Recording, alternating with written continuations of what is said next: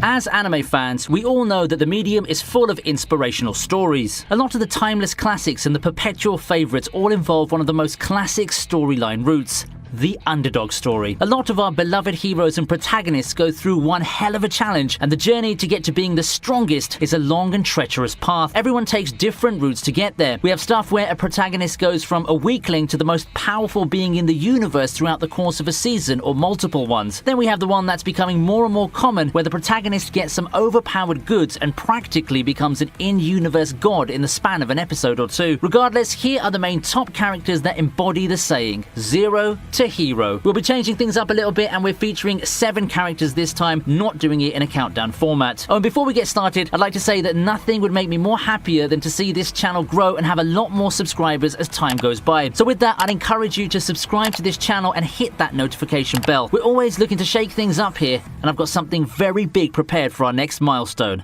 Just be ready for it. One last thing, spoilers are going to come out of this list, so you have been warned.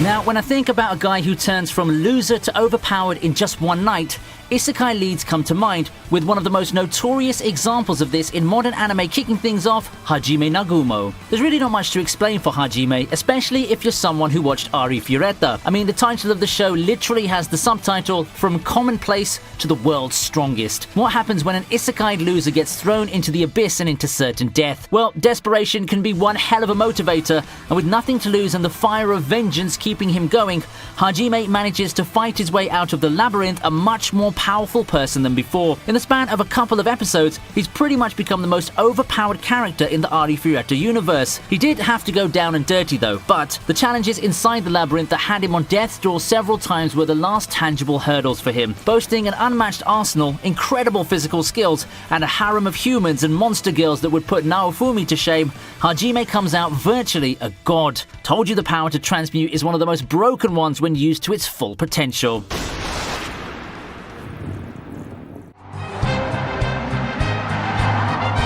Let's continue with a shonen hero for a change. How about Tsuna from Hitman Reborn?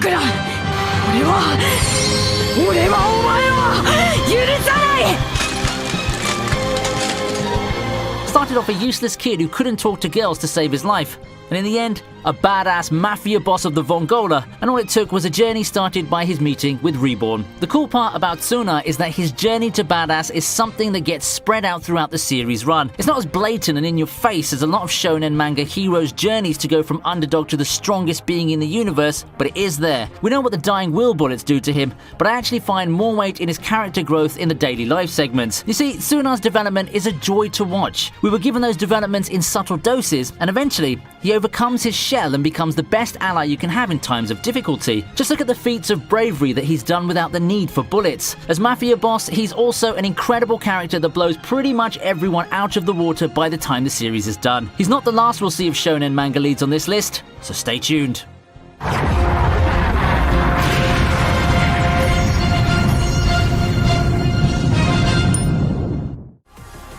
Speaking of shonen heroes, I think of Parasite Shinichi.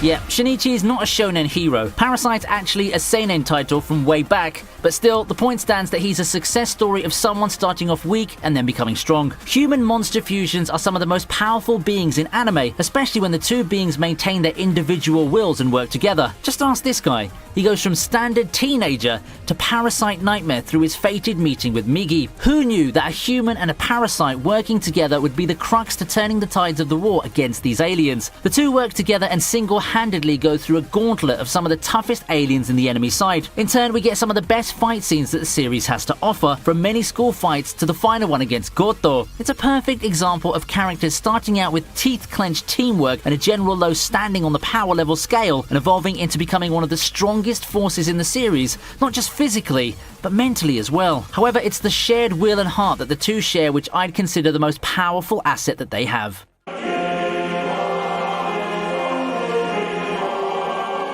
Caught in a similar scenario to Hajime, we have Rimaru Tempest. Reincarnated as a slime, he goes through the same trials as the previous isekai hero, but instead of transmutation powers, he gets the ability to assimilate with other creatures that he eats. So what we have here is pretty much a super version of Kirby, and you can see where we're going with this, right? All your powers combined in the form of the most powerful slime in the universe. Other isekai leads just stand no chance. Let me ask, what's your answer to an infinitely scaling slime god? The future is limitless for Rimaru. The amazing part of it is that Rimaru wasn't even aware of his power at first. Just look at his list of abilities on the wiki and add on the fact that he's pretty much immortal, and we have one of the most dramatic zero to hero stories out there.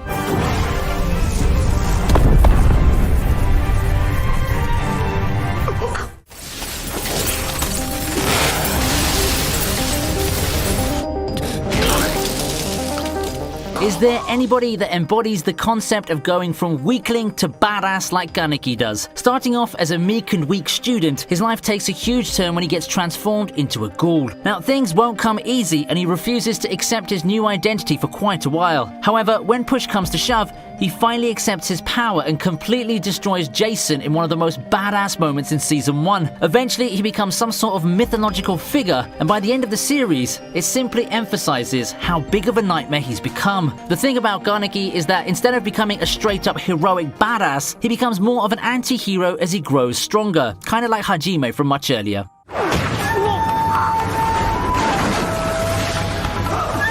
How can we not have Naruto in the list? His entire series is built and premised on the ostracized kid dreaming big and going from bumbling idiot to one of the legendary figures responsible for the village's legacy going forward. What makes Naruto the series such a joy to watch is that it's a slow, long, and tough journey to see the underdog create bonds, change people, and find strength both physically and emotionally. Some may argue that the specific road to become the celebrated hero of the village concluded with the battle with Pain, but Naruto still went on and got some. At the end of it all, we have one of the greatest leaders that Konoha's ever seen, strong enough with his fighting abilities and the uncanny ability to turn the edgiest people good with the classic talk no jutsu. Yep, it seems that Naruto is just the person tailor-made for a list like this.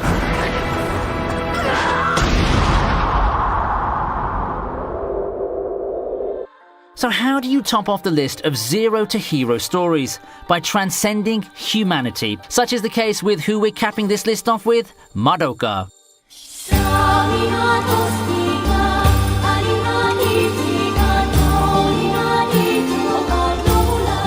For a series called Madoka Magica, our main character sure spends 90% of the series being useless. That's not exactly an understatement, and her uselessness actually ties into the plot and how it develops very nicely. I could probably do a long essay on the genius of the series, but let's focus on the main character for now. You see that magical girl attire she rocks in the opening?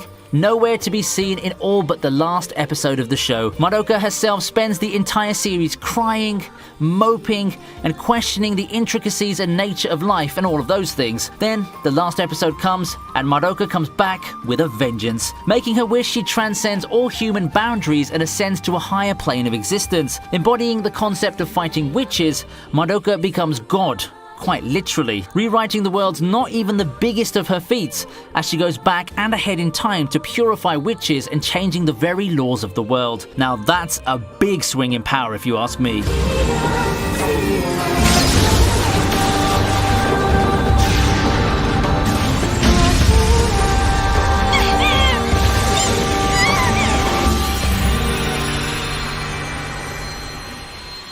That more or less wraps up this list. When making this list, I decided to add some more qualifiers which could explain why some characters didn't make it to the list. Backstory weakness disqualifies characters, so no Saitama despite the huge leap in power. Characters holding back or being misevaluated also get disqualified from the list, so sorry Ayato Amagiri and Tatsuya Shiba, although Tatsuya himself is arguable. With those in mind, do you think anyone else could have qualified for this list? What do you think of me using this new looser format instead of doing it in a countdown form? Let your voices be heard and start some discussions on the comment section. For now, that's got to do it, and I hope to see you next time in the next video. Don't forget to subscribe and hit that sweet bell button so you can be the first in line next time.